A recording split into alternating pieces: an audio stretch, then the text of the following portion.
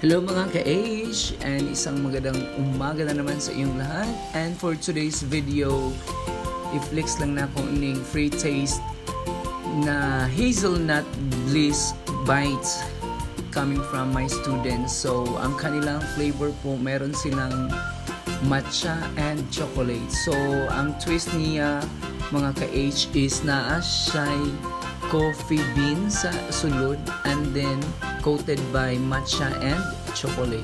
So katunat natilawan ako siya na lamian ko kay lahi po siya og atake, lahi po siyang twist. So I'm not sure kung how much siya kay wala pa na po ni siya nakuhan, but then again perfect ang combination ng hazel coffee bean at saka yung matcha and chocolate. So nice idea siya. So if you wish po to order, I believe that affordable naman ito. So itag lang na po ni ang ilang fan page ini na lang siya sa ibabaw. And thank you for watching.